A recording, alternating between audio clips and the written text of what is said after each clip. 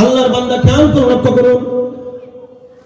দিন ভাইয়ের আমার, এক নম্বর প্রশ্ন বিশ্বনবী মুহাম্মদ সাল্লাল্লাহু আলাইহি ওয়াসাল্লাম জবাব দিয়ে দিল, রুকু হচ্ছে আল্লাহর হুকুম।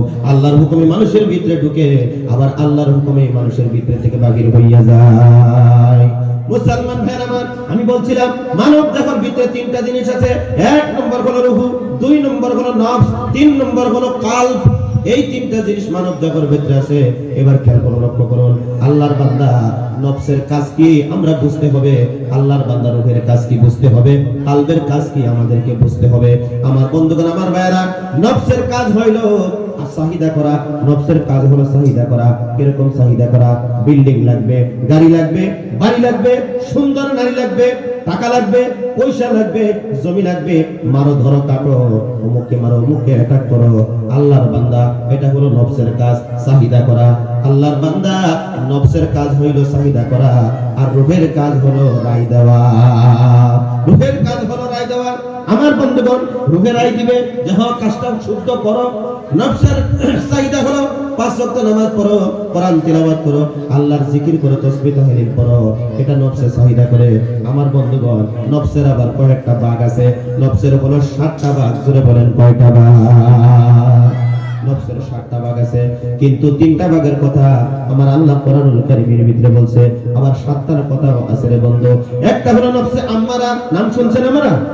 নফসে আম্মারা আল্লাহ পাক রব্বুল আলামিন 12 নম্বর পারার সূরা 12 নম্বর পারার প্রথমেই আল্লাহ পাক রব্বুল আলামিন জানিয়ে দিয়েছে, ওমা উবাররিউ নাফসি ইন্নান নাফসা লাআম্মারাতুম বিসসু।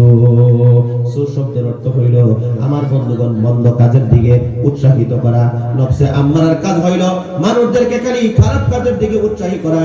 দিন আল্লাহর বান্দা তীরের টিকিট কারো, জুয়া খেলাও, এই করো সেই করো, মানে আমার আল্লাহ যেগুলো পছন্দ করে না সেই কাজের দিকে নফসে আম্মারা খালি মানুষদেরকে নিয়ে যায়। আমরা নফসে আম্মারার মধ্যে পড়ে আমরা গুনাহের কাজগুলো করতেছি।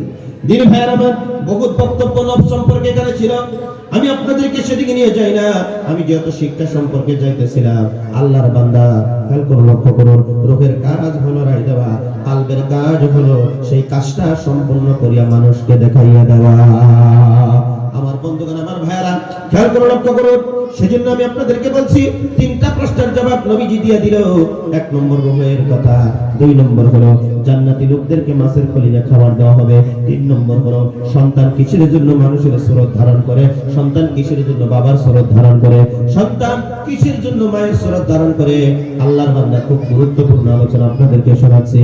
যদি মা আগে যদি খুশি হয়, বাবা যদি আগে খুশি হয়ে যায়, আমার বন্ধুগণ যে আগে খুশি হবে সন্তান ওই বাবার চেহারা ধারণ করবে অথবা মার সুরত ধারণ করবে। আল্লাহর নবী স্পষ্ট ভাবে তাদেরকে জানিয়ে দিয়েছে। জোরে বলুন সুবহানাল্লাহ।